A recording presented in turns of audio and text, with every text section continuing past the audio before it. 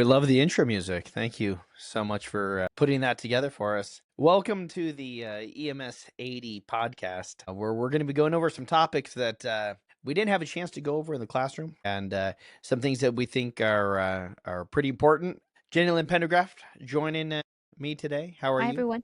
I'm good. How are you? Good, thank you.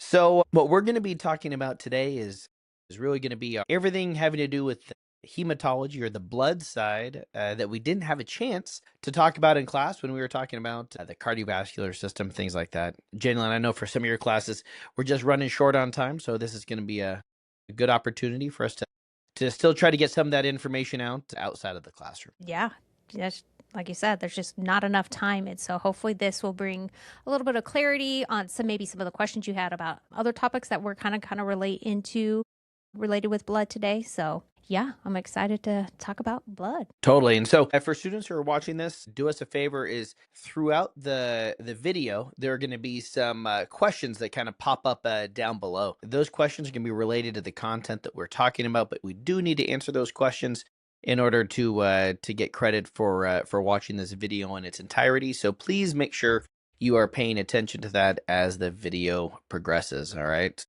But without further ado, let's get started and let's start talking about blood. Yeah. And so we talked about through the cardiovascular system that this is a transportation system, and that's really what blood is. It's one of two transportation systems that the body has. We're going to be talking about blood today, but the other one would be the lymphatic system, and that's going to be a topic for another day. Today is blood and blood only. Blood's an interesting thing, right? It actually, by definition, is a connective tissue, and so it is one of the tissues of the body. It's a very loose connective tissue, but it's a connective tissue like others would be. We have, when we talk about blood as a whole, and we're going to get into a little bit more of the specifics of the blood, but when we talk about blood as a whole, it's broken up into generally two parts: plasma and then the formed elements. We'll talk about that in a second. From a volume standpoint, your average adult has somewhere between 4 and 6 liters, kind of in that range. Men tend to carry more blood than women, except for one very extreme example. Jenny Lynn, you want to take a stab at that Yeah. one? Pregnancy. Yeah. Pregnancy really changes a women's ability to carry blood. They actually, in the beginning stages of pregnancy, that's part of what the whole process is that the blood volume starts to increase so it can actually meet the needs of not only mom, but of baby. So it can go up to almost 50% of mom's blood volume it is increased by. So it's significant, and that's a lot of volume that the body has to accommodate for. So lot of volume, a lot of very vascular organs when we talk about yeah. pregnant mamas and some of the complications that can happen, whether it's the pregnancy itself or trauma related. But coming back to blood, right? So generally, somewhere between 4 and 6 liters of blood makes up somewhere between 7 and 8% of your actual weight of your body is your blood. That's not nothing. That's not nothing, right? It's probably not the piece I would try to lose if you were in a cut, but Aw. it is. It's not nothing. So when we talk about what makes up the blood, again, about 55% of the blood is plasma, and about 45% of the blood are what we call formed elements. That would be our red blood cells, white blood cells, and platelets. Plasma. We'll talk about plasma first. Plasma is essentially 90% water, right? The vast majority of plasma is water. So when we talk about somebody being dehydrated or missing clear stuff, whether that's because they're not taking in enough clear stuff, they're losing too much clear stuff, whether that could be a disease process like DKA or sepsis, or just good old-fashioned dehydration. It really, all this is coming out of the plasma side of the blood. Plasma is super important. It transports lots and lots of stuff, not just the water, a lot of proteins. And I mean, in my opinion, Jalen, correct me if I'm wrong here, but in my opinion, I think probably the most important thing that it transports around are the clotting factors. Yes. Kind of a big deal. Kind of a big deal, right? And so, and we'll talk about it in a little while when we talk about blood transfusions. But if you give somebody one of those bags that's packed red blood cells, PRBCs, there is no clotting factor in that bag at all. So if you give that entire unit, you could give 10 units of it to the patient. If that patient has a hole in it, it's going to go right back out that hole, right? And so there's no clotting factor in packed red blood cells at all. It all is in our plasma. Okay. Yeah, we'll talk more about the actual transfusion stuff in a little while. But again, it's transporting proteins, albumin, clotting factors, all kind of important pieces that are not oxygen carrying parts of blood. It also helps. There's some osmotic pressures that have to do that helps keep fluid where it belongs, and the plasma has a lot to do with that. And our plasma, it itself is carrying, again, the proteins and the clotting factors, but it's also carrying waste products, hormones, nutrients, again, everything else that is moving its way through this transportation system. It's kind of carrying all that stuff. But again, when we talk about kind of probably the two most important aspects of the blood, or sorry, of the plasma, it's the water content of it, really important, and then it's the clotting factor. clotting. It is really important. So that makes up 55% of your circulating blood volume. The other side of it, about 45% of it, are the formed products. And when we talk about formed products, we talk about red blood cells, we talk about white blood cells, and we talk about platelets. Let's talk about one of those. We'll talk about those each one at a time. Red blood cells are designed to carry oxygen via the utilization of hemoglobin. Unlike normal cells, as you guys are well aware that as we're moving through kind of cellular biology, most cells have a nucleus. Red blood cells don't. They're a one-time use kind of item. They live for about 120 days. You have several red blood cells, somewhere between 20 and 30 trillion red blood cells. That's a lot. Right? 20 and 30 trillion red blood cells moving around your body. Each one of those can transport hundreds of millions of molecules of oxygen. And that's thanks to those hemoglobin that are hanging on there. And does that, like with the hemoglobin that's on the cell, does that, on the red blood cells, is that based off of the size of the red blood cells? So when we talk about, not that we're going to go into those weeds, but like different blood diseases where the red cells are shaped differently, Yeah, affect. no, you're totally right, right? The red blood cells, they're supposed to kind of look like a lifesaver. Yeah, I was also, Like it a just little came to me, donut. the gummy Skittles, those Yep. round kind of squishy, Yep. a cross Yep. between that and then, like you said, the lifesavers, but with the not Yeah, the hole missing. those gummy ones make sense, right? It looks like a lifesaver, but it has just the divot Mm-hmm. in the center. It's not a complete hole in there. When they're shaped properly, they have millions of these hemoglobin, and they each hemoglobin can transport 4 molecules of oxygen. It's a lot of oxygen, That's a lot of oxygen, right? which is good. But yeah, if they are misshapen, a disease process maybe like sickle cell causes an anemia, Mm-hmm. which is kind of that the body's inability to transport an adequate amount of oxygen because the shape of or misshapen size of that red blood cell. Red blood cells are pretty unique. They have to be really small because they got to get through the smallest capillaries throughout the body. They're kind of spongy in the sense of they can bend and twist, so they can get through some of those really small places, and so that's a good thing. But really, any misshapen piece of it is going to be problematic. Again, they live for about 120 days, and their only job is really just moving this oxygen around. After about 120 days, the liver goes through and is the main filter to get rid of the old red blood cells. We'll actually see patients that have liver failure, and Jalen, alcoholic cirrhosis, Alcohol, probably. yeah, some type of cirrhosis. And cirrhosis is not always just alcohol based. It can be for a number of reasons. But yeah, that one's probably the biggest one. And so Hepatitis. right? Any type of liver dysfunction, these patients all tend to have a pretty standard skin color that you might see, and Yeah, that's like it yellow and like behind their yellow. eyes too. Yeah, the sclera of their eyes, and Yeah. they tend to get that yellowish tinge to their skin. That's that jaundice that we've kind of talked about Yeah. at other points. And that's actually from the bilirubin, which is part of our red blood cells, not being effectively filtered out by the liver, which is failing. And so that bilirubin is a byproduct of when those red blood cells kind of die. So without that filter, we start to see some of the buildup of that byproduct. That's that bilirubin. So the body basically can't filter it and then make it so it can be eliminated. Is that what I'm understanding? That's kind of the gist of it, right? And Yeah. so those red blood cells, again, lots of them, they live about 120 days. Red blood cells as a cell are created by the body really in the bones. That's kind of where they are being produced in adults. Really, the pelvis and the big bones Yep. are kind of where you find a lot of those blood cell production sites. Yep, yep. In that medullary cavity where you have your red marrow and your yellow marrow. Yeah. And then, And if needed, which is like last resort type thing, some of your yellow marrow can actually be utilized for red blood cell production, but that's like a not a primary thing. it's not a primary thing, and a lot of that red blood cell production is actually influenced by a substance called erythropoietin, which is produced by the kidneys. Yep.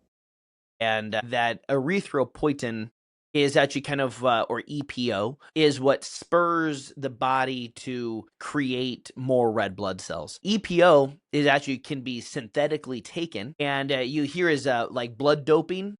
Yes. And so that, athletes that want to have more oxygen carrying capability, they take this supplemental EPO, which spurs their body to make more red blood cells. The more red blood cells you make, the more oxygen you can move around. And so athletes that are competing at a high level where moving oxygen around is a really big deal, this is kind of that blood doping that is frowned upon and one of those banned substances that gets Totally. I mean, kind of. there's a whole documentary about that where it shows, the how much of not advantage, but an advanced performance that they see themselves when they're actually doing that. So it is wild how that happens, and pretty quickly too. It's Oh yeah. Yeah, not something no, that takes a it's lot of not a time. slow process. No. So you actually, it's one of the reasons why that you see athletes training at high altitude, because when you train at an environment that has less available oxygen, which Mm-hmm. higher above about 5,500 feet, you start to get into that change in oxygen levels. Your body goes, whoa, we need to be able to transport more any available oxygen. And one of the response mechanisms is extra EPO production, natural extra EPO production, which spurs a natural increase in that red blood cell production, Yeah. which is a natural way to increase that oxygen carrying capability of the body. Yeah, and there is a percentage of the population that does that, and that's an issue for some of those people. But yeah, that's the most common one is, like you said, high altitude, because Well, your I body mean, has to maintain homeostasis somehow. So, I it's funny because I get my lab work checked. I live up in the mountains, and so I get my lab work checked and consistently have very high red blood cells. The hemoglobin and hematocrit, basically your percentages, have consistently been high, and at least a piece of that is due to living at altitude. It's just a compensatory yeah, mechanism. fascinating. We see it in other disease processes. We see it in some COPDers where we see polycythemia is Mm-hmm. that overproduction of red blood cells. And so again, all of this starts from the kidneys, which release this EPO or erythropoietin, which then spurs the body to create additional red blood cells. As kids, they're kind of produced almost in every bone of a There's kid's so much body, developmental growth that's happening. right? Yeah, But in adults, it's really limited to kind of the larger long bones, the pelvis, a little bit of the spine, where you still have that marrow that's producing some of those red blood cells. All these formed products, red blood cells is the first one we're talking about. They all start with stem cells within your body, and then they can develop into whether they're red blood cells or the white blood cells or their platelets. It become more can specialized, if you will. they Yeah. Yep, and the body can kind of determine what it needs from there. So those red blood cells, again, red blood cells, their main job is the transportation of oxygen, perform that gas exchange, take that oxygen, drop it off in the body's tissues, and then kind of go from there. Another formed element, part of that 45% that isn't plasma, are white blood cells. White blood cells are essentially our immunity system in action throughout, and there's different types of white blood cells: neutrophils, lymphocytes, monocytes, eosinophils, basophils. These are all different types of white blood cells that have kind of a different abilities to function within the immune system. Neutrophils are funny. I had them once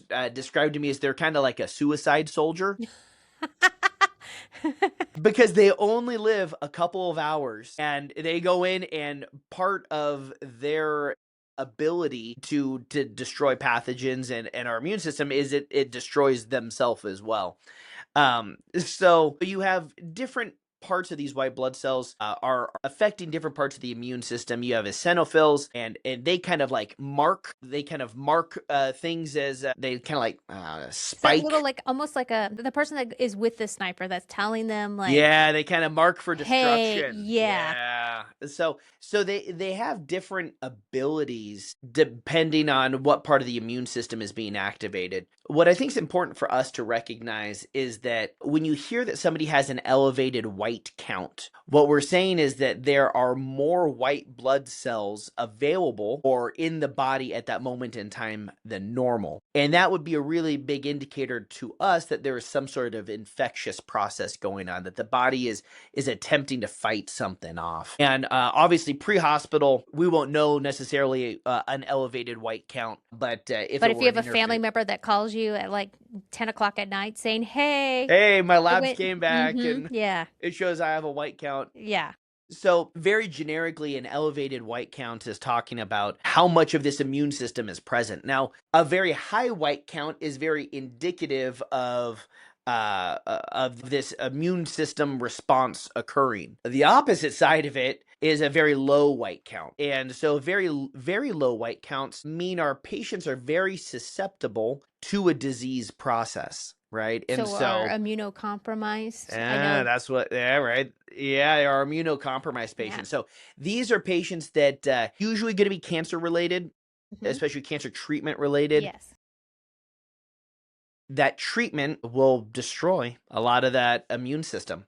And so those patients are at a very high risk for acquiring diseases just by being out in the elements, because having those white blood cells cruising around your body, they're always on the lookout for an invader. And if you don't have any of those white blood cells because of an underlying disease process or What's the the treatment protection of one, mechanism then? yeah, that's exactly it. You ever have a patient that was on neutropenic precautions? I So can't remember off the top of my head. it's funny, they're like, it's reverse isolation. You're isolating the patient, Yes. not the provider. Yes, yes, yes, yes. And granted, there's some provider protection in order for us not to give them something, but this is the opposite of, when you walk into a room, you got, airborne or droplet or something like Yeah. that. We're worried about the patient giving us something. Yes, I have. These patients, it's the opposite. Yeah. And we are worried about giving them something. They're immunocompromised. I had an uncle. He lives in Maryland, or actually, I think he just moved to North Carolina. Doesn't really matter where my uncle lives, I'm but intrigued. yeah, no. He had some cancer issues. He ended up getting a bone marrow transplant. And during that bone marrow transplant time, him and his wife actually had to go and live in isolation Yeah. because he couldn't be exposed to any outside pathogens because he had no antibodies. He had no white blood count. His was actually really interesting, and we'll get into this when we get towards immunology and vaccines and things like this. But he actually had to go and have all of his childhood vaccines redone. Really? Because I'm All sure of he them. had like zero titer, zero. Zero everything. The bone marrow transplant and the chemo wiped out his entire immune system. So even once his white blood cell count began to come back, yeah, all the vaccines that you would have gotten for the previous, 70 years of his life, he had to go back and Wow. re-get them Poor all. guy. I mean, I'm sure he's very thankful, and that is just part of, Yeah, you know, but it's just kind of wild to think that how some of our treatments for some of the worst cancers have some of these side effects, and yeah, eliminating your white blood cells is fortunately one of them. yeah, So yeah, so we have our red blood cells, we have our white blood cells. Again, the white blood cells have everything to do with our immune system, and the are cruising around in our blood. And then the other piece are our platelets, right? This other formed element. The platelets are part of that clotting cascade, right? And they are always circulating, they're always cruising around, so that they can begin forming that initial clot called a platelet plug I was when say there's they get any like really yeah, right. squeaky. When there's any sort of trauma. And what makes them sticky like that and allows them to form that platelet plug is an enzyme called thromboxane A2. And this is a really important one because we have a medication that we give to all of our chest pain patients that affects platelet aggregation. And obviously what we're talking about is aspirin here, right? Yes. And so aspirin is, when you're using it in our chest pain patients, what we're really trying to do is prevent additional stickiness Correct. of our platelets, right? Right. And it's just, You're a pharmacology teacher. yeah. You want to add in anything here on Yeah, on the that's its really pharmacology what side? its sole purpose is. So when you have something like a clot that is forming, we want to prevent it from getting bigger because we want to continue with oxygenation. So when we give our aspirin, which we give it PO, so it takes a little time, so just be cognizant of that. But you're wanting to do that so that you can prevent the platelets from aggregating together, hence why it's called a antiplatelet or oh my gosh, the word. Aggregator, Thank you. That's the word I was trying to say, aggregator, so that it right? can just allow, so it can hopefully prevent the clot from getting any bigger. And that is For the whole sure. purpose of it. It's not to break down the clot that's already existing. That is something completely different. This is just preventing it from getting bigger. For sure. And so these platelets are the initial thing that starts this platelet plug. And then there's a whole clotting cascade that we're going to get into when we get into hematology up in EMS 84. We're going to get heavily into hematology and some of the diseases and pathophysiologies. But when we talk about the clotting cascade, what we're talking about is you have an intrinsic or an extrinsic pathway, which is basically where that trauma is coming from, internal or outside. There's a common pathway that those clots form. And then what ends up happening is that circulating clotting factor, which was circulating in the plasma, then binds with these platelets to end up creating a more stable fibrin clot. And that's really what's going to start the stopping of bleeding. Yeah. That was a weird way to say It's the starting process of ending or stopping bleeding. Yeah, it's hard to, that's a hard phrase. Coagulation as a whole, though, is super funny. We talked about the trauma diamond of death, triangle of death, and the coagulopathy is worsened by things like hypothermia and acidosis or hemodilution, where you take somebody who's half their blood volume is on the pavement, and then we replace their existing blood volume with cold pasta water, our normazoline or normal Or saline. normal saline, yeah, that which we used to do. We used to be way worse than what we are now, so we're at least Way moving in the right direction. We are, because evidence-based medicine, right, is Love it. finally kicking in. Yeah. So when we hemodilute out, in terms of we put in this water into the bloodstream, that water doesn't carry oxygen. It doesn't form clots. It just makes everything further apart. It just dilutes everything out. So all of these things affect the coagulation side of it. There's some studies that have been done that show that essentially all clotting begins to stop when the body hits about 95 degrees. And so when internal That's temperature, not a whole, like, it's not, not a right? lot of wiggle room. It's not a lot of wiggle room. And so when you think about these patients who we strip down trauma naked, who may or may not be covered in blood, which as soon as their skin is wet, it acts just as like sweat does and helps wick heat out of the body. It just shows why keeping our patients warm in trauma is just so critical, because you have these clotting factors which would like to do their job. But if the patient gets too cold, blood just stops clotting. It just does. And so we really need to be careful. Temperature has a big thing to do with that. That's why hypothermia in our trauma patients is so important. No, it absolutely is. So those are our three. So just kind of to recap the pieces of the blood that we talked about so far.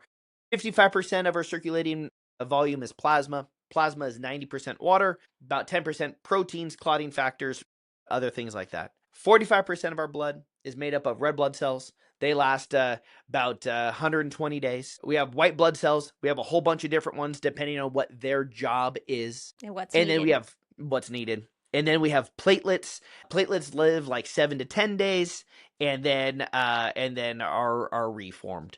And so When we talk about what's in our blood, again, 4 to 6 liters, more in men, on the higher end in men, and then obviously pregnant women are max out that blood volume. And so that's kind of what's making it up.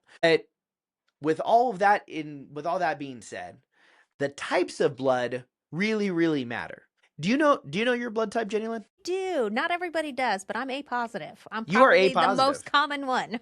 That is One of remarkable. the most, yeah. I am B positive. I am B positive. So I guess you and I probably shouldn't transfuse blood to each other. No, but did you know? Sorry, we had a ghost in there. Yeah. What are you there, Brad? Behind the scenes there, B negative. negative. So really, Wow. the three of us are of zero help No. for the most part to Did you each know other. back in the olden days, meaning when probably our parents got married, they had to do a blood test to make sure that their blood types matched so that they could be compatible with children, to have children. I think it was the RH factor it was the most common cause. Well, and we're gonna talk about where that RH, that rhesus factor, comes from, because that actually matters a lot. It does. Unfortunately, it doesn't matter as much to me and Brad.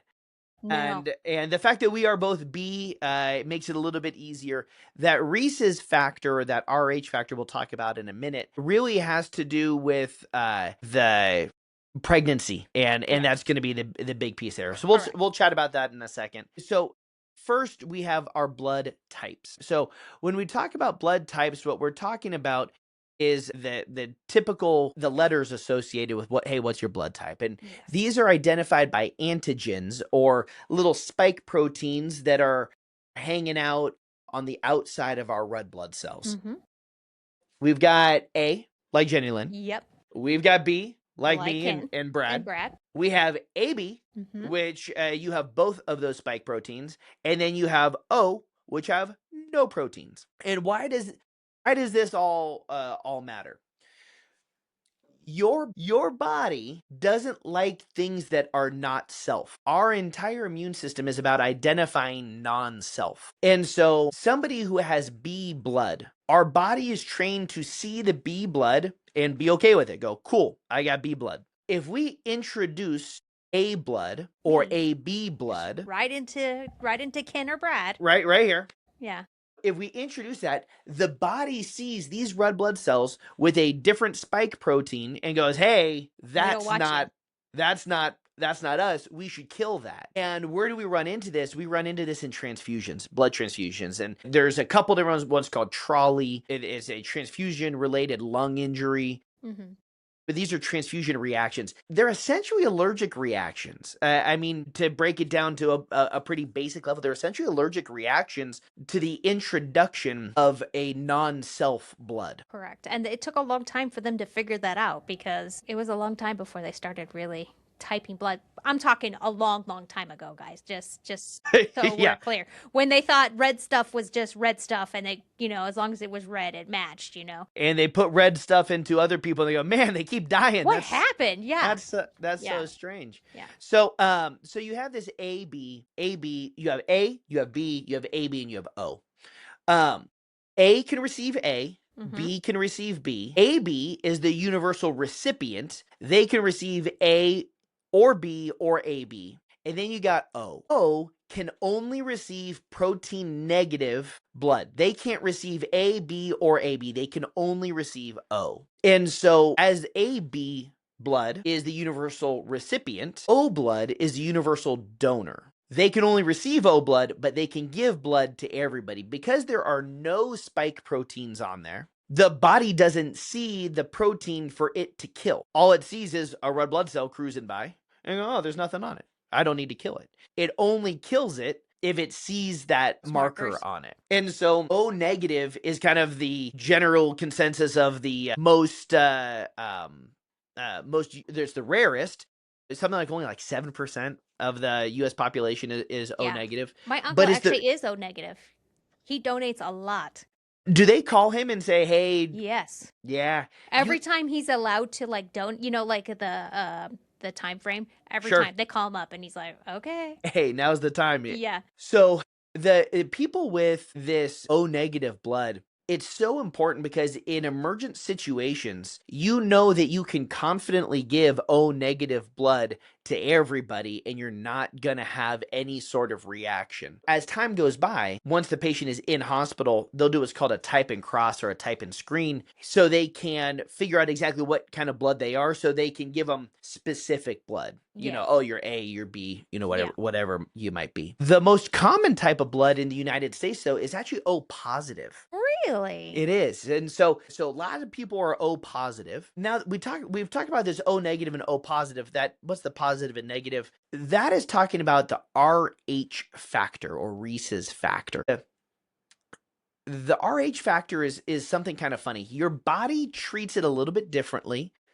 So for instance, you can receive uh the opposite of your Reese's factor, your RH factor, and you won't necessarily have a bad reaction to it. So I'll use an example. The blood that we carry on our aircraft is O positive blood. And so that O positive blood, because the protein on it doesn't exist, there's no spike protein. You can give it to anybody, but if somebody wasn't positive before for RH, they kind of are now. Okay. And who does this affect? This affects primarily women of childbearing age.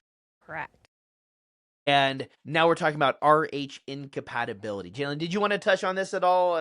Just a little bit. It just in the sense of like it can be, well, it could kill baby, but it can also kill mom too. So there is, again, with advanced medicine and everything like that, they've had ways to work around that. But yeah, when the body senses that it's not one of us. So the Right. body goes into, like you just said, it is like an insensitive allergic reaction, but the body's gonna do what it needs to do to get rid of that foreign invader, and so it will do everything. Hence why you would see mortality rates increase, because depending on how well the body reacts to that, that can cause death to both mom and baby. It can. And so when we talk about this RH incompatibility, to your point, modern medicine has solved a lot of this. If Yeah. you do have this RH incompatibility, 2 injections of Rogam during pregnancy prevents the mother or the mother's immune system from attacking the baby. And so it's not a world ending thing, but it is something to be aware of. I know for us, when we transfuse a woman of childbearing age with this O positive blood, we make it really clear to the hospital, hey, she needs to know she's got O positive blood that she got, and that again, nothing to necessarily worry about at that moment in time. Correct. But if you do get pregnant down the road, there is a chance if mom and baby are different, then the mom's immune system could go after baby. Yeah. And then again, just the 2 doses of Rogam, and that really solves essentially the problem. Mm-hmm. You want to take a stab on where this was first studied, this RH factor? I don't know, actually. Rhesus monkey. Yeah, the Hence Rhesus. the name. Yeah, I there you always go. say, Yep. they either name it after themselves or, it's pretty obvious. Okay. Yeah. Study after the Rhesus monkey, and really it was the study of a specific gene that either has been deleted out of the body or is still present. If it's deleted, or RH negative. If the gene is still there, it's RH positive. Interesting. So yeah, at any rate, when we talk about blood types, what we're really talking about is this A, B, or O, or some combination thereof. Right. So this is important with blood transfusions, right? We want to make sure that we're not gonna give somebody blood that's gonna have a reaction. One of the things we still look for, and as our students start moving into paramedic theory, when we start talking about blood administration, we still need to be looking at signs and symptoms of a transfusion I reaction, was literally even if just going it's to O ask about that. positive. Is it possible to have some mild reactions to that that we need to be on the lookout for? It certainly can, and anytime we're transfusing anything, we definitely want to make sure that we're looking for those signs and symptoms of an allergic reaction. Again, it could look very similar to an allergic reaction. You can get some hives, you can have some lung involvement. One of the things that's actually good, kind of best practice when doing blood transfusion, is temperature monitoring. And because elevated temperature or a temperature that is elevating Hmm. is an indicator that there's an inflammatory response, and that we might be looking at some sort of transfusion reaction. They're pretty rare with O positive blood, but it does happen. Would we ever treat if there was any respiratory issues or any of the hives, would we treat that? Yeah, you would treat it first thing. Stop the Yeah, transfusion. probably Don't wise. make the don't make the problem any worse. Yeah. And then you're treating it very similar for our purposes to an allergic reaction. Okay, so like our Benadryl and then Yep, potentially albuterol if it's a wheezing type.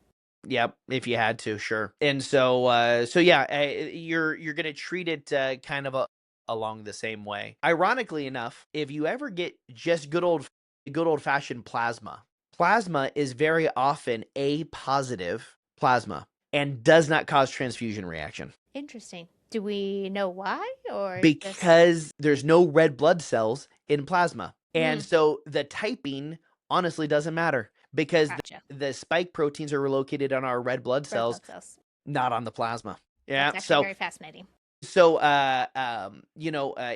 if you're in a system that is doing component therapy, and so that is, you have a bag of red and you have a bag of yellow, the plasma and the red blood cells. Hmm. Oftentimes the red blood cells will be the O positive and the plasma will say A positive. And that's because there's you're not worrying about the red blood cells in here because they've all essentially been filtered out. That's cool.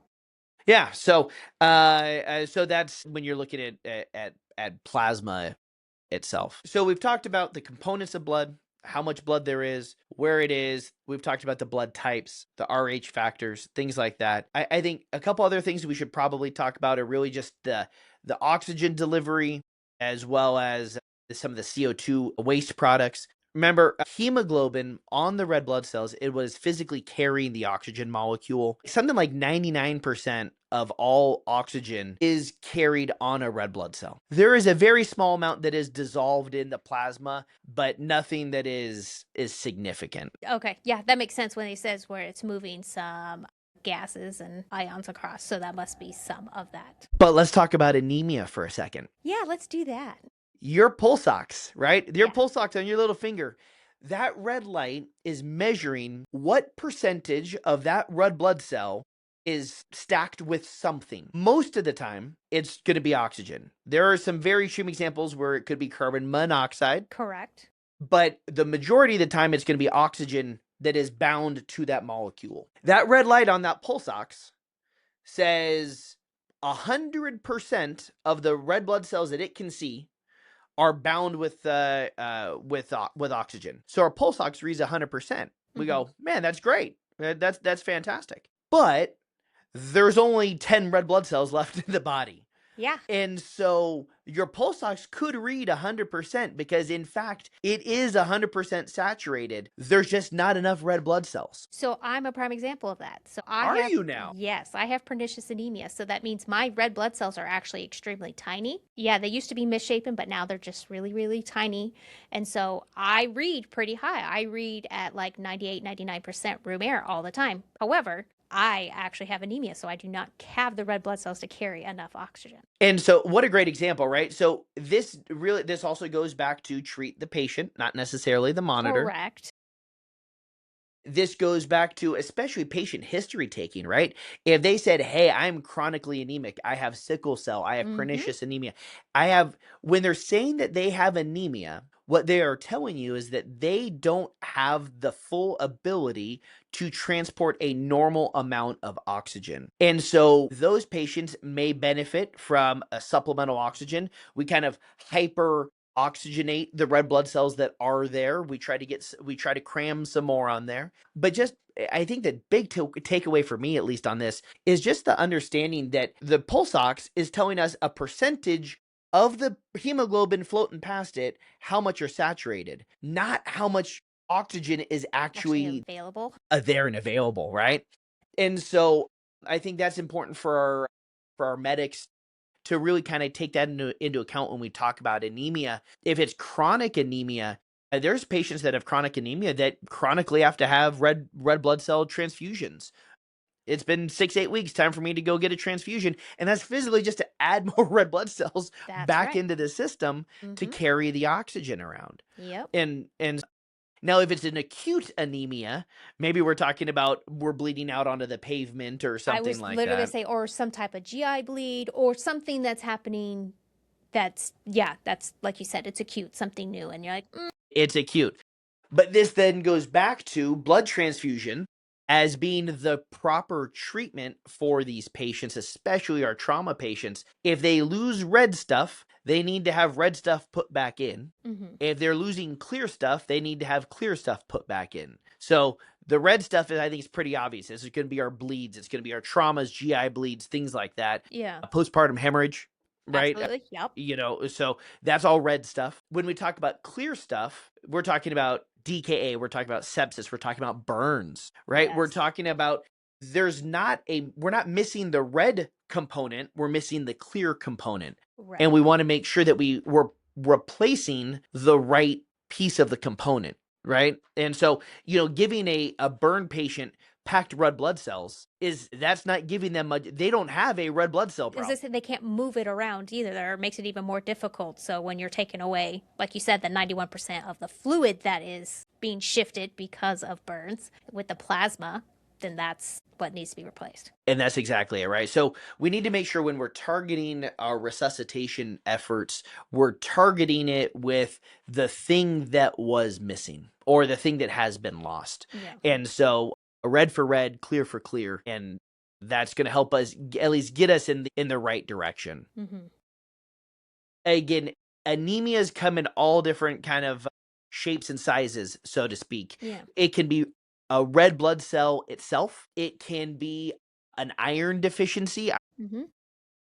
Ties directly into our hemoglobin. And so if you have an iron deficiency, that can reduce the body's ability for that hemoglobin to carry oxygen. Mm-hmm. Some of these chronic diseases affect that. So some people take iron supplements because they are chronically anemic. Yeah. Drink lots of water.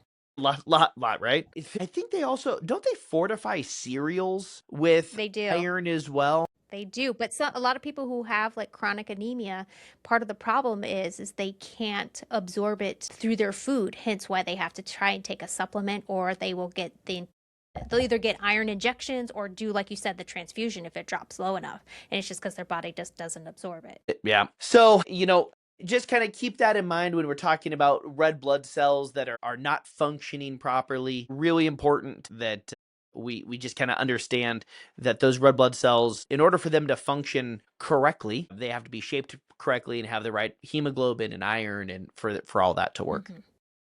Last couple of things on blood transfusions. I Yes. kind of a question, but I want to see where you were going first. Yeah. No, go ahead. No, please. Mine was more of like when we're giving blood. Sure. Those We are should my do it. question. Okay. So you said if red is missing, we should give red. When we talk about blood administration, when is it appropriate, I guess, to give it? Is it ever too early, too late? Like what does that look like? So when we talk about blood transfusion, there's a couple indications of blood transfusion. And really, we're looking at the physiological response of the body, the shock index. Mm-hmm. We're looking at is the body responding to a significant loss in volume? So do we see the tachycardia? Do we see the associated hypotension? Here locally, we have some blood inclusion criteria that you kind of have to meet in order to be transfused with blood. If you look at an anemia standpoint, we can look at lab work and look at their hemoglobin. And if their hemoglobin is 7 or under, when normally we're in the teens Mm-hmm. and above. If that hemoglobin on that lab work is 7 or under, that would be a point where you would want to look at transfusion as well. Mm-hmm. Generally speaking, a unit of packed red blood cells is about 200 mLs of blood. It's not a ton of volume. Right. You theoretically could fluid overload somebody if you were aggressively blood resuscitating somebody who didn't need resuscitating. You could cause a fluid overload. I mean, at the end of the day, it's still fluid. Volume, yeah. Yeah, it's still volume. So Yeah. so we do need to make sure that it's indicated that we're putting red stuff back in. Yeah. I think the tough one for us, if we see the blood on the pavement, it's very easy to associate that there is blood loss. The really tough one is when you're talking about internal bleeding or that concealed bleeding, where you're having to base off of vital signs that bleeding is occurring. More than the visual stuff that we would actually go, oh, out, red, out, not good. We can go, Right. we have to be more of a detective about that by looking at all these other signs. But that's where the shock index kind of comes into play, because that can really help determine some of that, correct? Totally.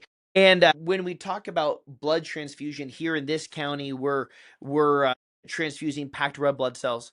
We're not doing standalone plasma here. We're doing packed red blood cells or whole blood, depending on your program. If you do have the component therapy, we would talk about an idea of 1-1-1. And so you would give a unit of packed cells, a unit of plasma, and a unit of platelets. The three combine, they recombine to whole blood. To whole blood. All over again. But it makes sense, though, because, like you said, there could be various situations where you don't need all three. You only need, like the plasma for, like you said, for like sepsis and burns and, whatever that looked like. For sure. The funny thing about we need to be careful of, and again, it's not in protocol here locally, but something to be thinking about globally when we talk about blood transfusions, is for every 2 units of blood product that you give, you need to give 2 grams of calcium. Wow. In addition. So there's a preservative in the blood product that will leach calcium out of your body. And so the 4th point of the diamond that we added, the trauma diamond of death, is hypocalcemia. And so we have to make sure that as we're doing these massive blood transfusions, that we're replacing the calcium that the preservative in the blood is going to be sucking out of our body. Interesting. Okay. Yeah. So just kind of, again, that's not something that we're doing in this county, mainly because you need to be administering 2 units or more of blood product for that hypocalcemia for it to be a major concern. And we're just not transfusing that major volume of blood. Some of our air providers could get up to those more than 2 units. And certainly when you talk about hospitals with their MTP or mass transfusion protocols, calcium is obviously a big piece of that as well. That totally makes sense. Or anywhere that they're going to be giving that much blood, I'm sure that's most likely or should be considered in their protocol. Yep. Something to just kind of keep in mind when we talked about adults having their volume of blood. Kids proportionally have a little bit less blood, Yes. right? So kids are somewhere between 80 and 90 milliliters of blood per kilo. Yep. And so, although we're not doing pediatric blood resuscitation in this county yet, just kind of food for thought since we're talking about it. Yeah. We actually give less amounts of blood. So when we talk about little ones, we're talking about we resuscitate at 10 milliliters of blood per kilo, and then 15, and then adults are 20. So we actually have to give smaller amounts of blood when we talk about the transfusion side of the world, just proportionally. Yeah, I was to say blood volume significantly, depending on their size, is significantly less. I mean, yeah. I mean, your 20-pound kid, right? So 20-pound kids, let's do some street math, 10 kilos. 10 kilos. They have less than a liter of blood. They have, between 800, 900 mLs of blood. Correct. And neonates, it's like less than like a 12-ounce can of like soda, basically. And what's so important about that is we talk about, percentage of blood factoring into what stage of hemorrhagic shock is at: stage 1, stage 2, stage 3, stage 4. Again, we'll talk about that as we move further into the program. But let's just think about it as a percentage of blood loss, right? If an adult, myself, let's round in the middle, I've got 5 liters of blood. If I've got 5,000 mLs of blood in my system, if I lose 200 milliliters of blood, not a big deal, right? Body's going to go, I missed that, but not that much. Oops.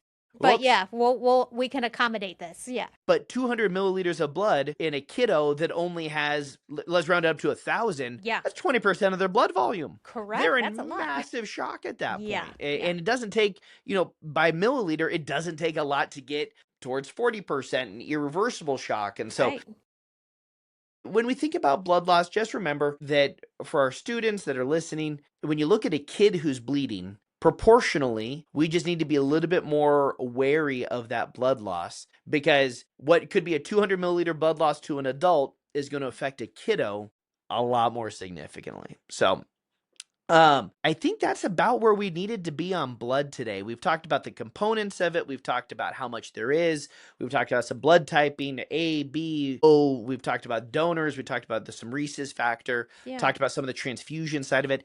Before we part with our class today, I do have one last question or information to throw out there because sure, it's related to blood.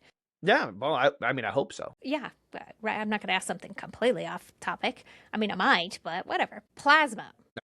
So I don't know where it is on this research, and this is just something that has been mentioned in some of the continuing education classes I've taken about them, like a dehydrated form or a freeze-dried form of Freeze dried, plasma. sure. Yeah, so that it's more marketable for pre-hospital in the sense where they just have to add saline, like 200 mLs of saline, and then they can administer plasma. Again, I don't know where it's at Yeah, in the whole no. process, but So the number one problem with pre-hospital blood administration is the storage of the blood product. yeah. It is so sensitive that it has to be stored in a very specific temperature range. Somewhere between 2 and 6 degrees Celsius is kind of where it needs to be maintained at all times. Yeah, that's cold. And so, but it can't freeze. It can't get down to zero, because it gets down to zero, the blood goes bad. So it's very delicate in how it is stored. So the military has, for a long time, trying to figure out how, because they can't just install fridges everywhere Right. when you're talking about austere environments like combat. So they've been working very hard at how do we make this work. And so I want to say the French military has it.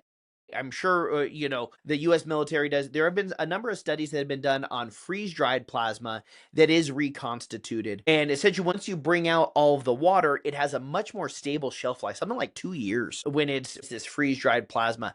I haven't seen it used at all in the civilian world. I haven't either.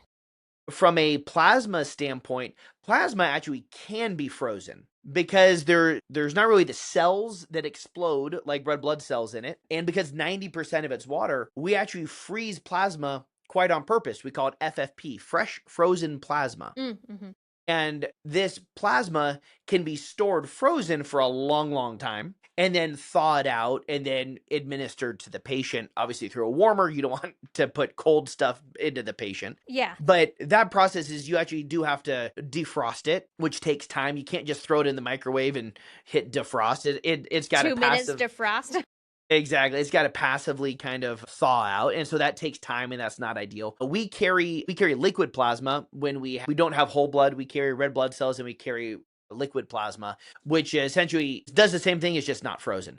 Biggest downside, it does have an expiration date. And so the freezing of the plasma extends out that expiration date, keeps us from wasting any blood product. This fresh frozen or this freeze-dried plasma, it's the same idea, right? Is that how do we extend out that shelf life so we're not losing it? So I think that's certainly in the cards. We also are looking, not we, but the proverbial we, synthetic blood. Again, blood products that's based off of hemoglobin that can either be reconstituted or it can be stored in more austere environments where you're not having to worry about the refrigeration aspect of it. So I think there's a lot more to come on that, especially as blood administration moves into the civilian mainstream like we're seeing across the country and we're seeing here locally. Yeah. So I wouldn't be surprised if some additional innovations come on that, but we're not quite there yet. But the military certainly has been playing around with it. Okay. Yeah. So. That was all my questions. Yeah. So, all right, EMS 80, this was your blood or hematology kind of A and P info. I would like you guys, we'd both like you guys to make sure that we've answered all the questions that are kind of embedded throughout this video to make sure that we get full credit for watching this video. If you have any questions, please let us know. Bring your questions to the next lecture, whether that's with myself or Jenny Lynn. Either way, bring your questions. Bring them on in, and we'll be happy to clear anything up. Yeah. And if there's anything else, like other topics that you think would be beneficial to hear Ken and I chat about, we'd like to know about that too. Absolutely. Anyways, EMS 80, thank you guys for listening. Hopefully we've gained a little bit of knowledge on the blood side of the world, and we will see everybody in class next time. Thank you guys, and have a good time. Yeah.